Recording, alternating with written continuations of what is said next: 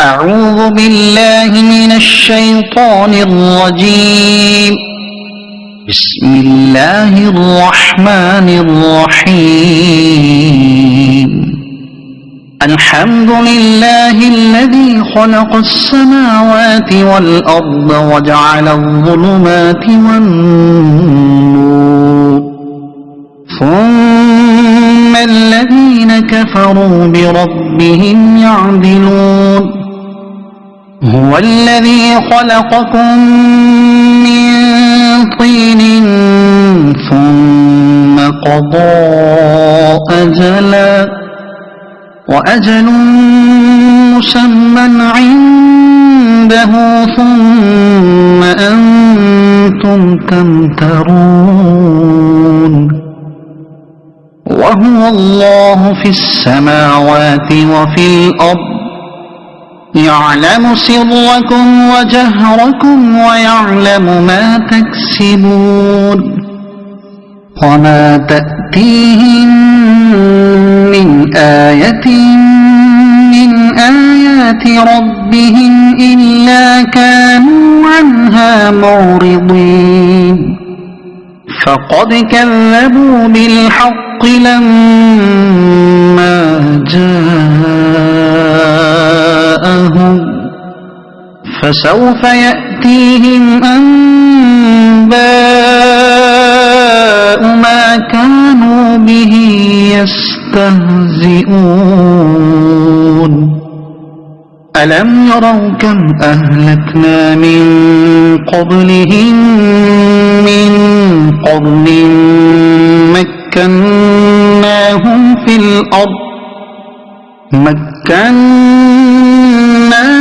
في الأرض ما لم نمكن لكم، وأرسلنا السماء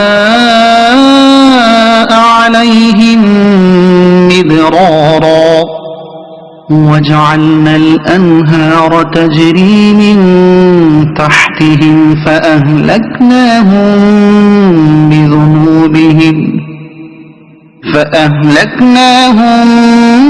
بذنوبهم وأنشأنا من بعدهم قرنا آخرين. ولو نزلنا عليك كتابا في قرطاس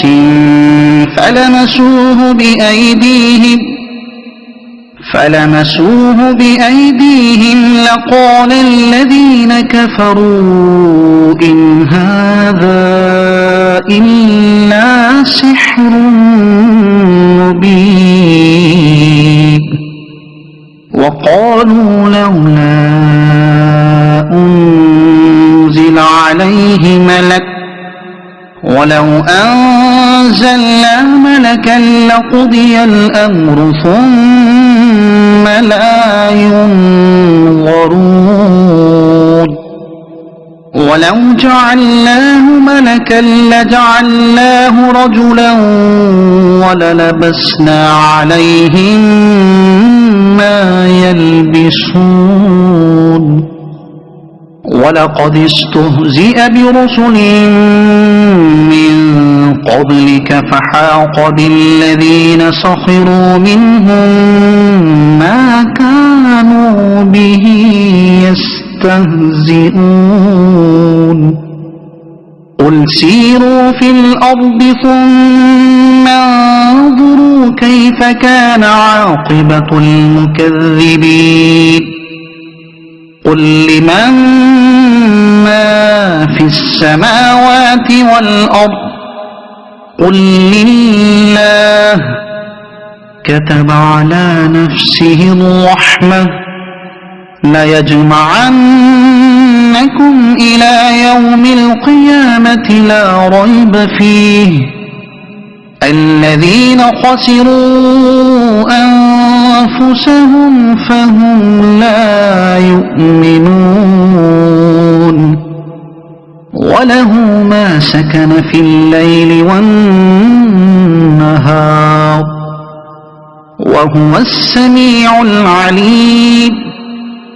قل أغير الله أتخذ وليا فاطر السماوات والأرض وهو يطعم ولا يطعم قل إني أمرت أن أكون أول من أسلم ولا تكونن من المشركين قل إني أخاف إن عصيت ربي عذاب يوم عظيم من يصرف عنه يومئذ فقد رحمه وذلك الفوز المبين وإن يمسسك الله بضر فلا كاشف له إلا هو وإن يمسسك بخير فهو على كل شيء قدير وهو القاهر فوق عباده وهو الحكيم الخبير قل أي شيء أكبر شهادة قل الله شهيد بيني وبينكم وأوحي إلي هذا القرآن لأنذركم به ومن بلغ أئنكم لتشهدون أن مع الله آلهة أخرى قل لا أشهد قل إنما هو إله واحد وإنني بريء مما تشركون الذين آتيناهم الكتاب يعرفونه كما يعرفون أبناءهم الذين خسروا أنفسهم فهم لا يؤمنون ومن أظلم ممن افترى على الله كذبا أو كذب بآياته إنه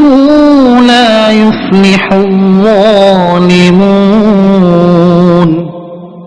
ويوم نحشرهم جميعا ثم نقول للذين أشركوا أين شركاؤكم الذين كنتم تزعمون ثم لم تكن فتنتهم إلا أن قالوا والله ربنا ما كنا مشركين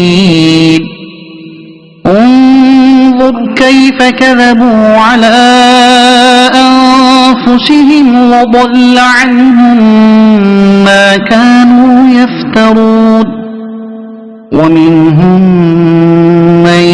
يستمع إليك وجعلنا على قلوبهم أكنة أن يفقهوه وفي آذانهم وقرا وإن يروا كل آية لا يؤمنوا بها حتى إذا جاءوك يجادلونك يقول الذين كفروا إن هذا إلا أساطير الأولين وهم ينهون عنه وينأون عنه وإن يهلكون إلا أنفسهم وما يشعرون ولو ترى إذ وقفوا على النار فقالوا يا ليتنا نرد ولا نكذب بآيات ربنا ونكون من المؤمنين بل بدا لهم ما كانوا يخفون من قبل ولو ردوا لعادوا لما نهوا عنه وإنهم لكاذبون وقالوا إن هي إلا حياتنا الدنيا وما نحن بمبعوثين ولو ترى إذ وقفوا على ربهم قال أليس هذا بالحق قالوا بلى وربنا قال فذوقوا العذاب بما كنتم تكفرون قد خسر الذين كذبوا بلقاء الله حتى إذا جاءتهم الساعة بغتة قالوا يا حسرتنا على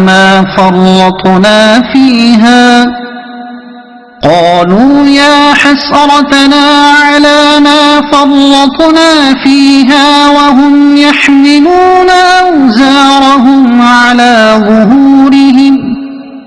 ألا ساء ما يزرون وما الحياة الدنيا إلا لعب ولهو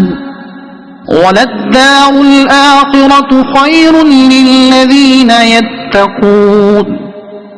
أفلا تعقلون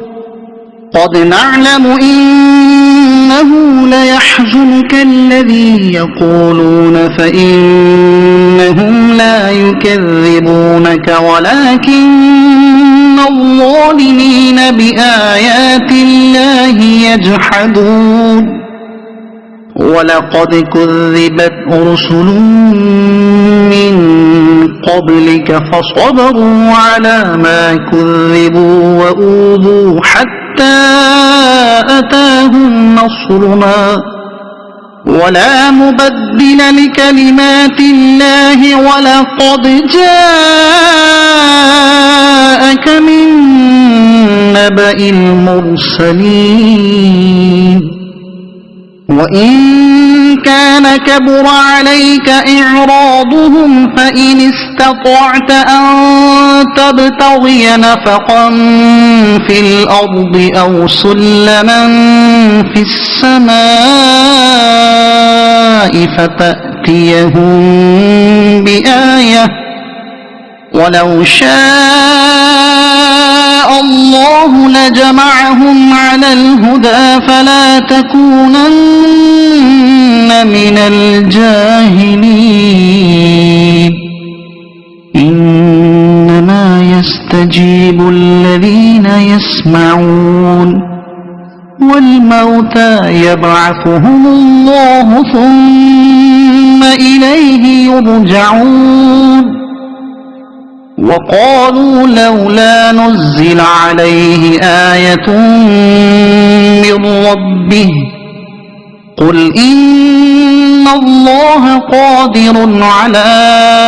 أن ينزل آية ولكن أكثرهم لا يعلمون وما من دابة في الأرض ولا طائر يطير بجناحيه إلا أمثالكم ما فرطنا في الكتاب من شيء ثم إلى ربهم يحشرون والذين كذبوا بآياتنا صم وبكم في الظلمات من يشاء الله يضلله ومن يشاء يجعله على صراط مستقيم قل أرأيتكم إن أتاكم عذاب الله أو أتتكم الساعة أغير الله تدعون إن كنتم صادقين بل إياه تدعون فيكشف ما تدعون إليه إن شاء وتنسون ما تشركون ولقد أرسلنا إلى أمم قبلك فأخذناهم بالبأساء والضراء لعلهم يتضرعون فلولا إذ جاءهم بأسنا تضرعوا ولكن قست قلوبهم وزين لهم الشيطان ما كانوا يعملون فلما نسوا ما ذكروا به فتحنا عليهم أبواب كل شيء حتى إذا فرحوا بما أوتوا أخذناهم بغتة فإذا هم مبلسون فقطع دابر القوم الذين ظلموا والحمد لله رب العالمين قل أرأيتم إن أخذ الله سمعكم وأبصاركم وختم على قلوبكم من إله غير الله يأتيكم به انظر كيف نصرف الآيات ثم هم يصدفون قل أرأيتكم إن أتاكم عذاب الله بغتة أو جهرة هل يهلك إلا القوم الظالمون وما نرسل المرسلين إلا مبشرين ومنذرين فمن آمن وأصلح فلا خوف عليهم ولا هم يحزنون والذين كذبوا بآياتنا يمسهم العذاب بما كانوا يفسقون قل لا أقول لكم عندي خزائن الله ولا أعلم الغيب ولا أقول لكم إني ملك إن أتبع إلا ما يوحى إلي قل هل يستوي الأعمى والبصير أفلا تتفكرون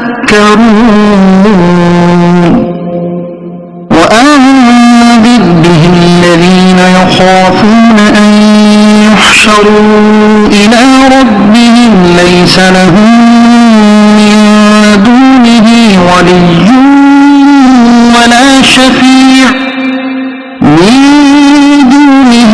ولي ولا شفيع لعلهم يتقون ولا تطرد الذين يدعون ربهم بالغداة والعشي يريدون وجهه ما عليك من حسابهم من شيء وما من حسابك عليهم من شيء فتطردهم فتكون من الظالمين وكذلك فتنا بعضهم ببعض ليقولوا أهؤلاء من الله عليهم من بيننا أليس الله بأعلم بالشاكرين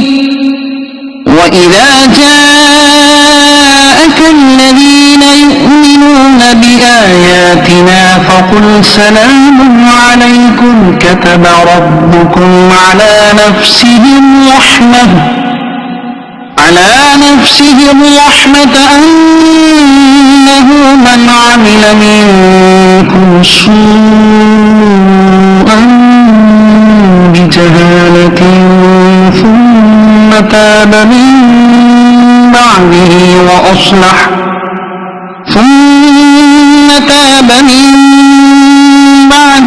وأصلح فأنه غفور رحيم وكذلك نفصل الآيات ولتستبين سبيل المجرمين قل إني نهيت أن أعبد الذين تدعون من دون الله قل لا أتبع أهواءكم قد ضللت إذا وما أنا من المهتدين قل إني على بينة من ربي وكذبتم به ما عندي ما تستعجلون به إن الحكم إلا لله يقص الحق وهو خير الفاصلين قل لو أن عندي ما تستعجلون به لقضي الأمر بيني وبينكم والله أعلم بالظالمين وعنده مفاتح الغيب لا يعلمها إلا هو ويعلم ما في البر والبحر وما تسقط من ورقة إلا يعلمها ولا حبة في ظلمات الأرض ولا رطب ولا يابس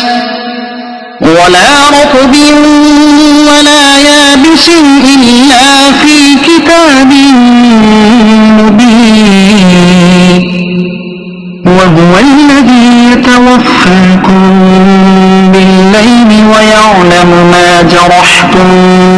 بالنهار ثم يبعثكم فيه ليقضى أجل مسمى ثم إليه مرجعكم ثم ينبئكم بما كنتم تعملون وهو القاهر فوق عباده ويرسل عليكم حفظه حتى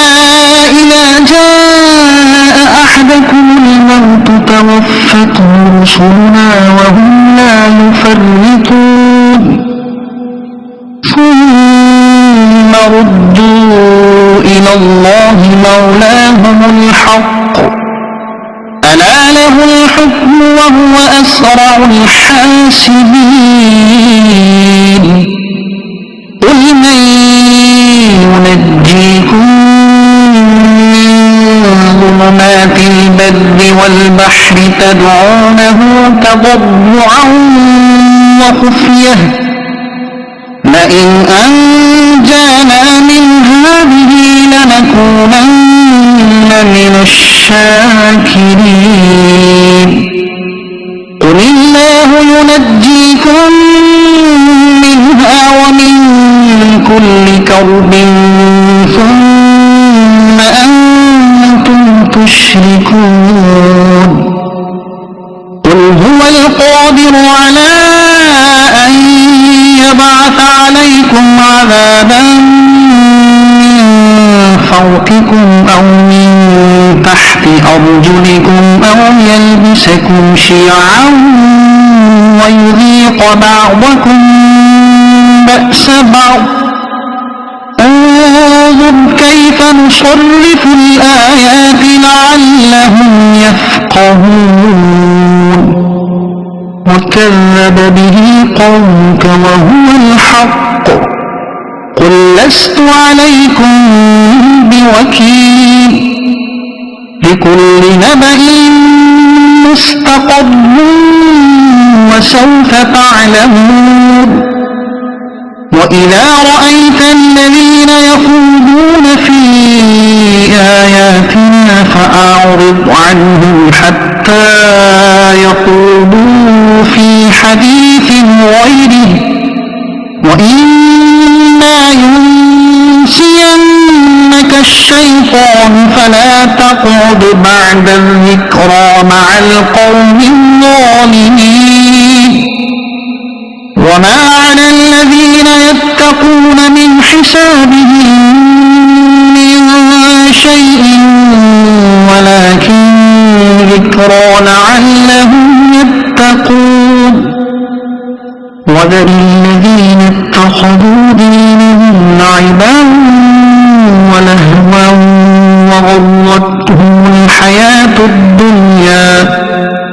وغرتهم الحياة الدنيا وذكر به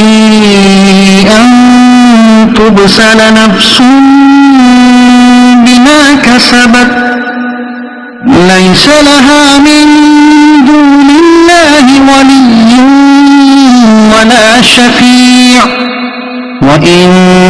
تعدل كل عدل لا يؤخذ منها أولئك الذين أبسلوا بما كسبوا لهم شراب من حميم وعذاب أليم بما كانوا يكفرون قل أندعو من دون الله ما لا ينفعنا ولا يضرنا ونرد على أعقابنا بعد إذ هدانا الله كالذي استهوته الشياطين في الأرض حيران له أصحاب يدعونه إلى الهدى ائتنا قل إن هدى الله هو الهدى وأمرنا لنسلم لرب العالمين وأن أقيموا الصلاة واتقوه وهو الذي إليه تحشرون وهو الذي خلق السماوات والأرض بالحق ويوم يقول كن فيكون قوله الحق وله الملك يوم ينفخ في الصور عالم الغيب والشهادة وهو الحكيم الخبير وإذ قال إبراهيم لأبيه آزر أتتخذ أصناما آلهة إني أراك وقومك في ضلال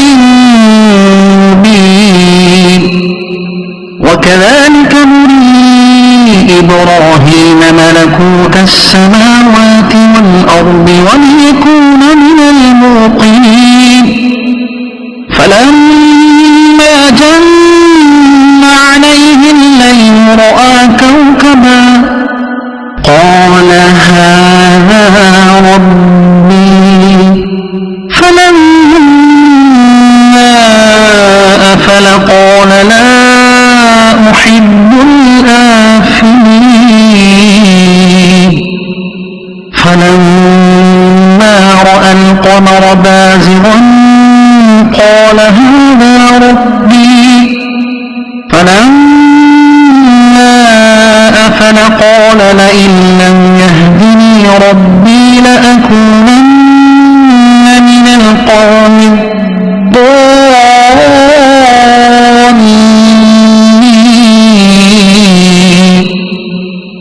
فلما رأى الشمس بازغة قال هذا ربي هذا أكبر فلما أفلت قال يا قوم إني بريء مما تشركون إني وجهت وجهي للذي فطر السماوات والأرض حنيفا وما أنا من المشركين وحاجه قومه قال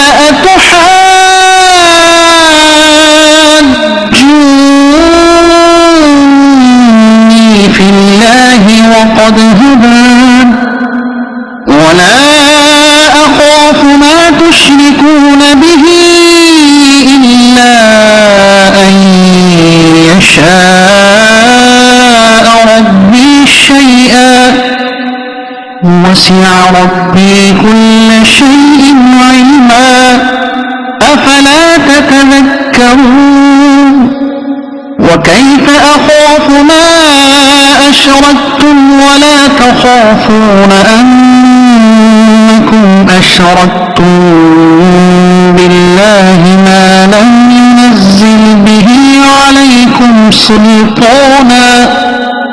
فأي الفريقين أحق بالأمن إن كنتم تعلمون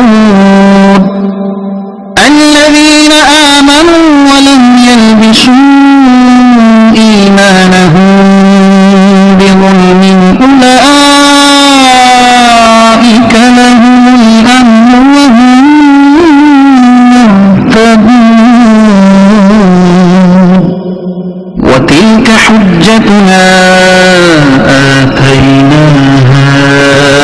إبراهيم على قومه نرفع درجات من نشاء إن ربك حكيم عليم ووهبنا له إسحاق ويعقوب كلا هدينا ونوحا هدينا من قبل ومن ذريته داود وسليمان وأيوب ويوسف وموسى وهارون وكذلك نجزي المحسنين وزكريا ويحيى وعيسى وإلياس كل من الصالحين وإسماعيل واليسع ويونس ولوطا وكلا فضلنا على العالمين ومن آبائهم وذرياتهم وإخوانهم واجتبيناهم وهديناهم إلى صراط مستقيم ذلك هدى الله يهدي به من يشاء من عباده ولو أشركوا لحبط عنهم ما كانوا يعملون أولئك الذين آتيناهم الكتاب والحكم والنبوة فإن يكفر بها هؤلاء فقد وكلنا بها قوما ليسوا بها بكافرين أولئك الذين هدى الله فبهداه مقتده قل لا أسألكم عليه أجرا إن هو إلا ذكرى للعالمين وما قدر الله حق قدره إذ قالوا ما أنزل الله على بشر من شيء قل من أنزل الكتاب الذي جاء به موسى نورا وهدى للناس تجعلونه قراطيس تبدونها وتخفون كثيرا وعلمتم ما لم تعلموا أنتم ولا آباؤكم قل الله ثم ذرهم في خوضهم يلعبون وهذا كتاب أنزلناه مبارك مصدق الذي بين يديه ولتنذر القرى ومن حولها والذين يؤمنون بالآخرة يؤمنون به وهم على صلاتهم يحافظون ومن أظلم ممن افترى على الله كذبا أو قال أوحي إلي ولم يوح إليه شيء وما قال سأنزل مثل ما أنزل الله ولو ترى إذ الظالمون في غمرات الموت والملائكة باسطوا أيديهم أخرجوا أنفسكم اليوم تجزون عذاب الهون بما كنتم تقولون على الله غير الحق وكنتم عن آياته تستكبرون ولقد جئتمونا فرادا كما خلقناكم أول مرة وتركتم ما خولناكم وراء ظهوركم وما نرى معكم شفعاءكم الذين زعمتم أنهم فيكم شركاء لقد تقطع بينكم وضل عنكم ما كنتم تزعمون إن الله فالق الحب والنوى يخرج الحي من الميت ومخرج الميت من الحي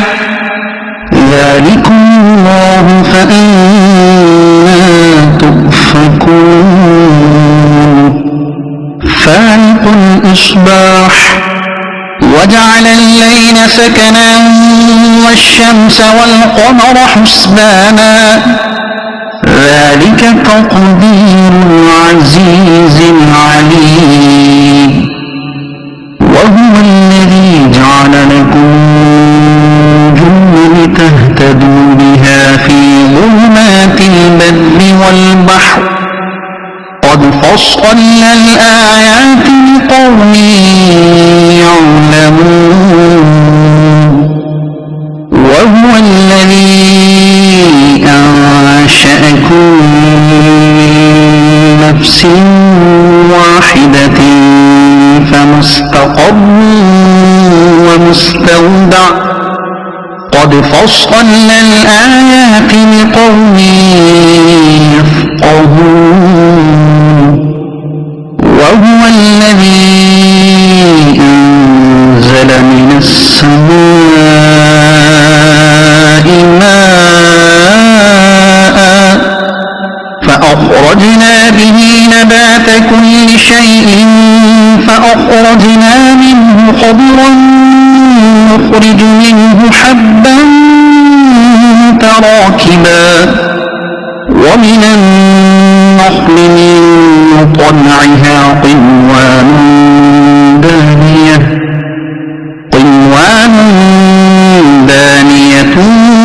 وجنات من أعناب والزيتون والرمان مشتبها وغير متشابه انظروا إلى ثمره إذا أثمر وينعه إن في ذلكم لآيات لقوم يؤمنون وجعلوا لله شركاء الجن وخلقهم وخرقوا له بنين وبنات بغير علم سبحانه وتعالى عما يصفون بديع السماوات والأرض أنى يكون ولد ولم تكن له صاحبة وخلق كل شيء وهو بكل شيء عليم ذلكم الله ربكم لا إله إلا هو خالق كل شيء فاعبدوه وهو على كل شيء وكيل لا تدركه الأبصار وهو يدرك الأبصار وهو اللطيف الخبير قد جاءكم بصائر من ربكم فمن أبصر فلنفسه ومن عمي فعليها وما أنا عليكم بحفيظ وكذلك نصرف الآيات وليقولوا درست ولنبينه لقوم يعلمون اتبع ما أوحي إليك من ربك لا إله إلا هو وأعرض عن المشركين ولو شاء الله أشركوا وما جعلناك عليهم حفيظا وما أنت عليهم بوكيل ولا تسبوا الذين يدعون من دون الله فيسبوا الله عدوا بغير علم كذلك زينا لكل أمة عملهم ثم إلى ربهم مرجعهم فينبئهم بما كانوا يعملون وأقسموا بالله جهد أيمانهم لئن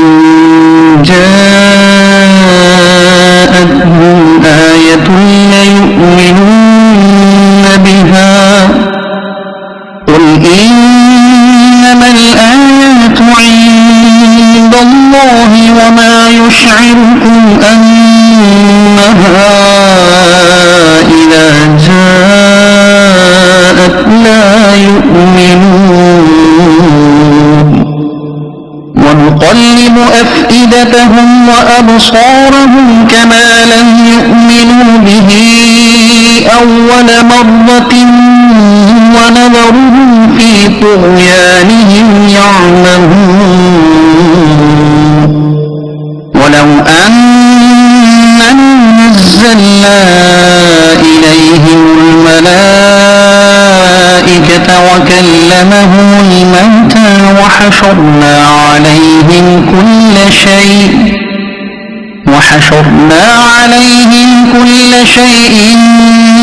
قبلا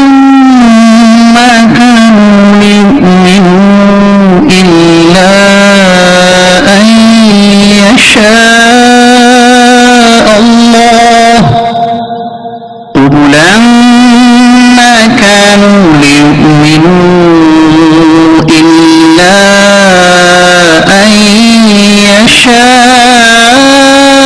الله ولكن أكثرهم يجهلون وكذلك جعلنا لكل نبي عدوا شياطين الإنس والجن يوحي بعضهم إلى بعض زخرف القول غرورا ولو شاء ربك ما فعلوه فذرهم وما يفترون ولتصغى إليه أفئدة الذين لا يؤمنون بالآخرة وليرضوه وليقترفوا ما هم مقترفون أفغير الله أبتغي حكما وهو الذي أنزل إليكم الكتاب مفصلا والذين آتيناهم الكتاب يعلمون أنه منزل من ربك بالحق فلا تكونن من الممترين وتمت كلمة ربك صدقا وعدلا لا مبدل لكلماته وهو السميع العليم وإن تطع أكثر من في الأرض يضلوك عن سبيل الله إن يتبعون إلا الظن وإن هم إلا يخرصون إن ربك هو أعلم من يضل عن سبيله وهو أعلم بالمهتدين فكلوا مما ذكر اسم الله عليه إن كنتم بآياته مؤمنين وما لكم ألا تأكلوا مما ذكر اسم الله عليه وقد فصل لكم ما حرم عليكم إلا ما اضطررتم إليه وإن كثيرا ليضلون بأهوائهم بغير علم إن ربك هو أعلم بالمعتدين وذروا ظاهر الإثم وباطنه إن الذين يكسبون الإثم سيجزون بما كانوا يقترفون ولا تأكلوا مما لم يذكر اسم الله عليه وإنه لفسق وإن الشياطين ليوحون إلى أوليائهم ليجادلوكم وإن أطعتموهم إنكم لمشركون أومن كان ميتا فأحييناه وجعلنا له نورا يمشي به في الناس كمن مثله في الظلمات ليس بخارج منها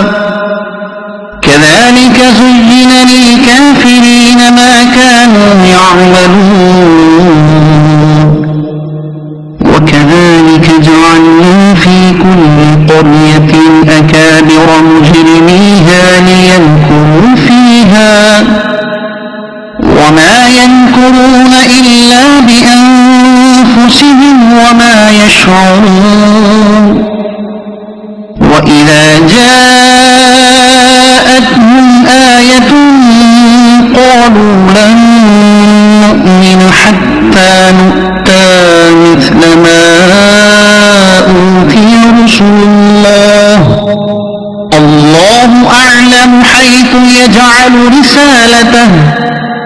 سيصيب الذين أجرموا صغار عند الله وعذاب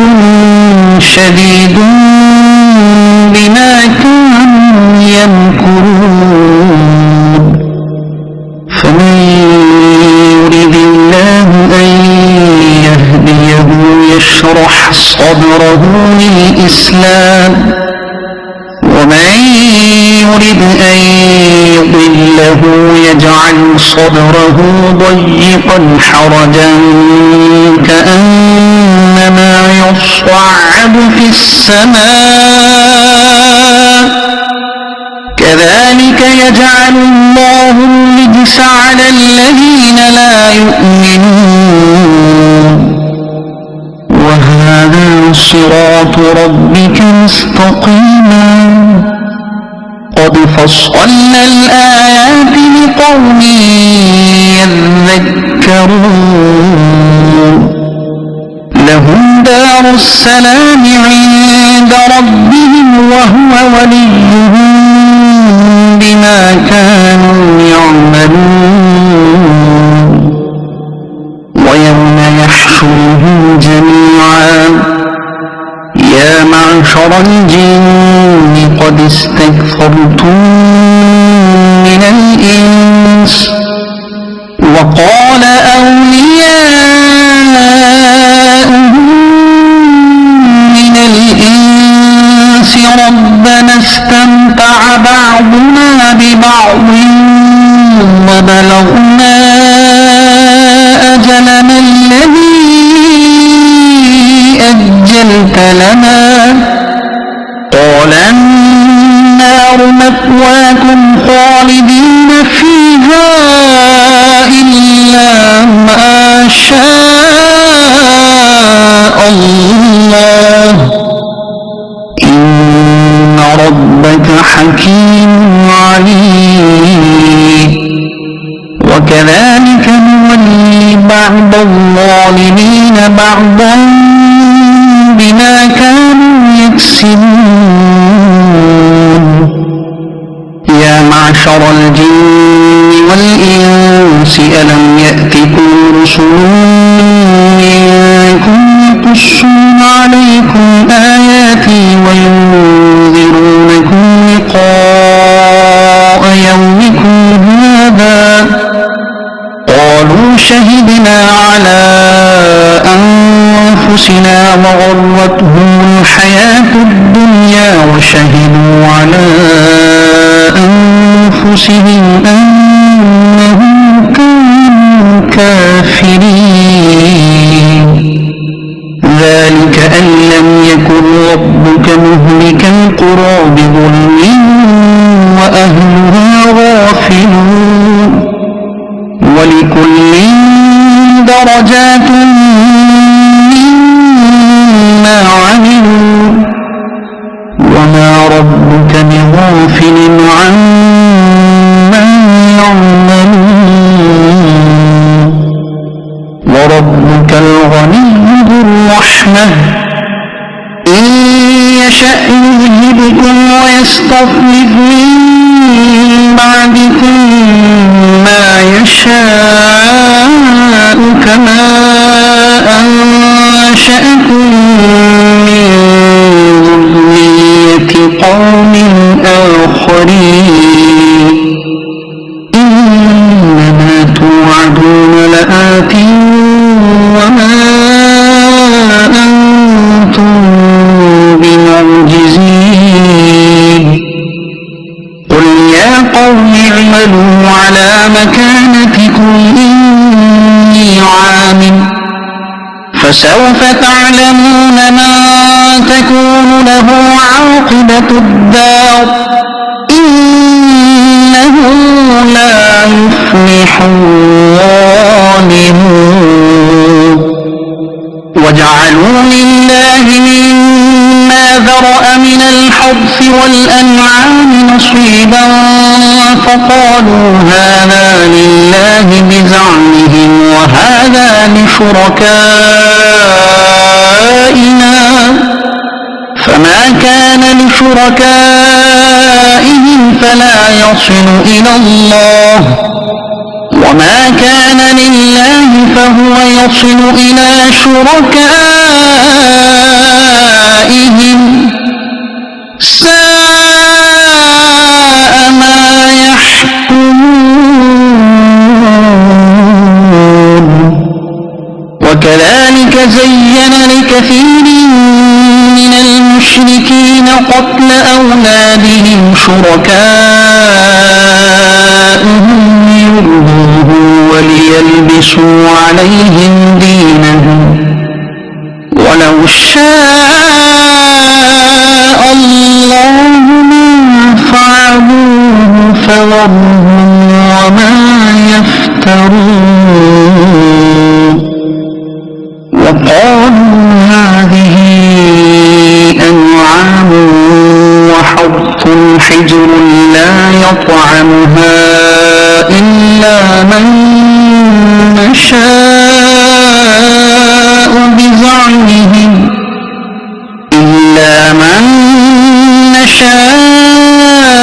بزعمهم وأنعام حرمت ظهورها وأنعام لا يذكرون اسم الله عليها افتراء عليه سيجزيهم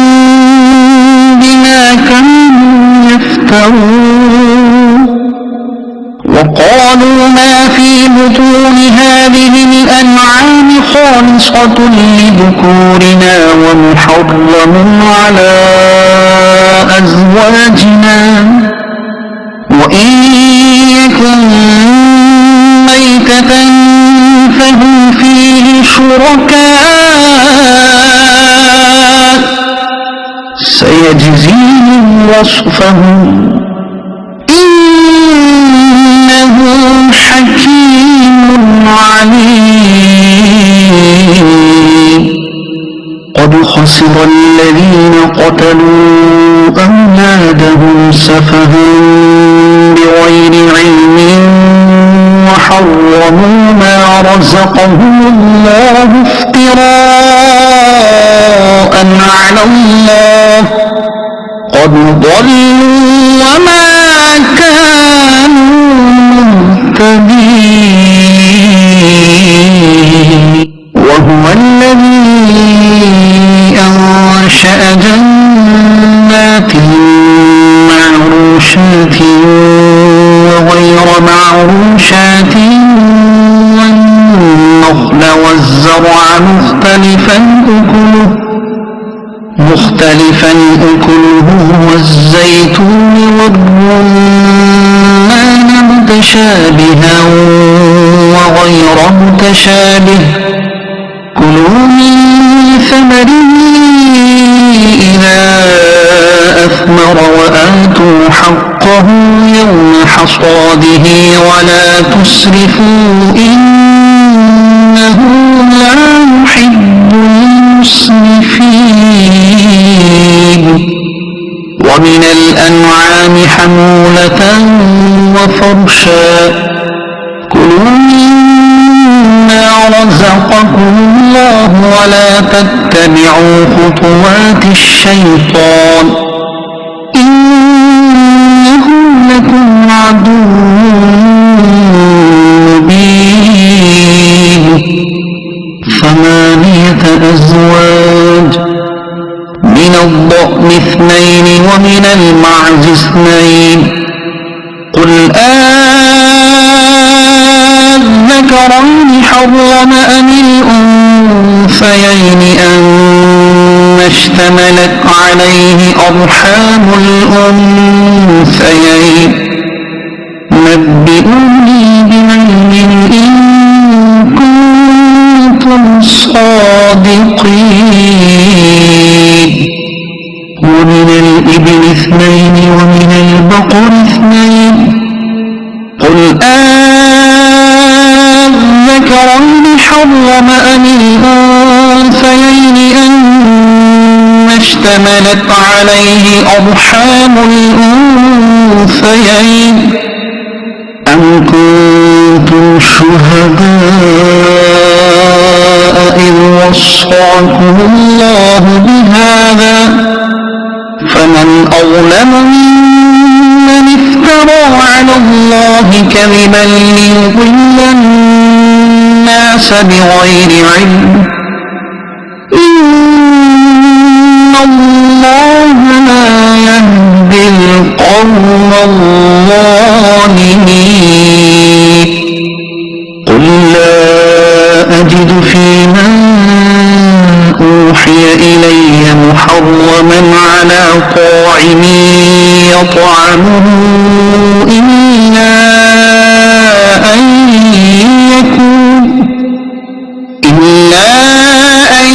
يكون ميتة أو دما مسفوحا أو لحم خنزير فإنه رجس أو فسقا أهل لغير الله به فمن اضطر غير باغ ولا عاد فإن ربك غفور رحيم وعلى الذين هادوا حرمنا كل ذي زفر ومن البقر والغنم حرمنا عليهم شحومهما إلا ما حملت ظهورهما أو الحوايا أو ما اختلط بعظم ذلك جزيناهم ببغيهم وإنا لصادقون فإن كذبوك فقل ربكم ذو رحمة واسعة ولا يرد بأسه عن القوم المجرمين سيقول الذين أشركوا لو شاء الله ما أشركنا ولا آباؤنا ولا حرمنا من شيء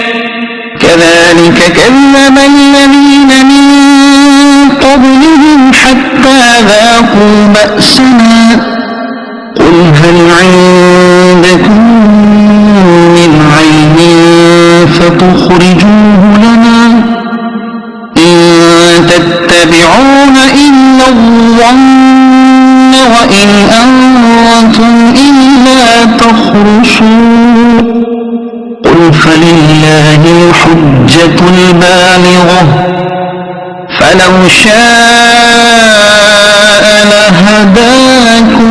أجمعين قل هلم شهداءكم الذين يشهدون أن الله حرم هذا فإن شهدوا فلا تشهد معهم ولا تتبع أهواء الذين كذبوا بآياتنا والذين لا يؤمنون بالآخرة وهم بربهم يعدلون قل تعالوا أتل ما حرم ربكم عليكم ألا تشركوا به شيئا وبالوالدين إحسانا ولا تقتلوا أولادكم من إملاق نحن نرزقكم وإياهم ولا تقربوا الفواحش ما ظهر منها وما بطن ولا تقتلوا النفس التي حرم الله إلا بالحق ذلكم وصاكم به لعلكم تعقلون ولا تقربوا مال اليتيم إلا بالتي هي أحسن حتى يبلغ أشده وأوفوا الكيل والميزان بالقسط لا نكلف نفسا إلا وسعها وإذا قلتم فاعدلوا ولو كان ذا قربى وبعهد الله أوفوا ذلكم وصاكم به لعلكم تذكرون وأن هذا صراطي مستقيما فاتبعوه ولا تتبعوا السبل فتفرق بكم عن سبيله ذلكم وصاكم به لعلكم تتقون ثم آتينا موسى الكتاب تماما على الذي أحسن وتفصيلا لكل شيء وهدى ورحمة لعلهم بلقاء ربهم يؤمنون وهذا كتاب أنزلناه مبارك فاتبعوه واتقوا لعلكم ترحمون أن تقولوا إنما أنزل الكتاب على طائفتين من قبلنا وإن كنا عن دراستهم لغافلين أو تقولوا لو أنزل علينا الكتاب لكنا أهدى منهم فقد جاءكم بينة من ربكم وهدى ورحمة فمن أظلم ممن كذب بآيات الله وصدف عنها سنجزي الذين يصدفون عن آياتنا سوء العذاب بما كانوا يصدفون هل ينظرون إلا أن تأتيهم الملائكة أو يأتي ربك أو يأتي بعض آيات ربك يوم يأتي بعض آيات ربك لا ينفع نفسا إيمانها لم تكن آمنت من قبل أو كسبت في إيمانها خيرا قل انتظروا إنا منتظرون إن الذين فرقوا دينهم وكانوا شيعا لست منهم في شيء إنما أمرهم إلى الله ثم ينبئهم بما كانوا يفعلون من جاء بالحسنة فله عشر أمثالها ومن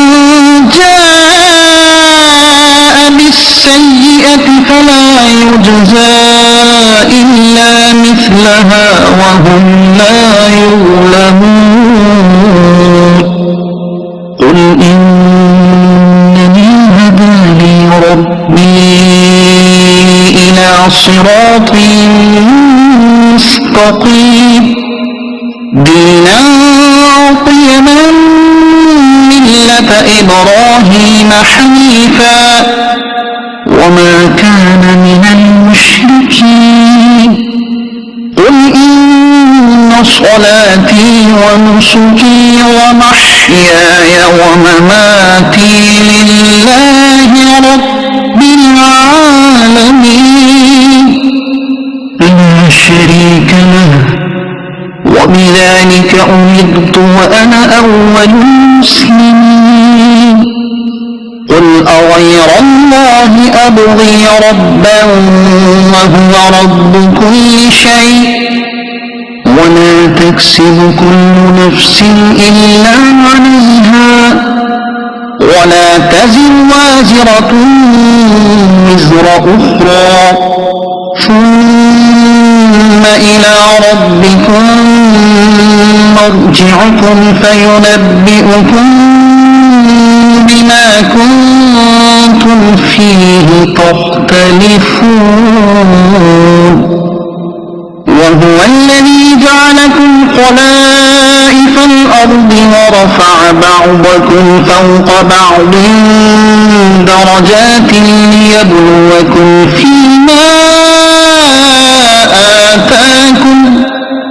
إن ربك سريع العقاب وإنه لغفور رحيم صدق الله العظيم.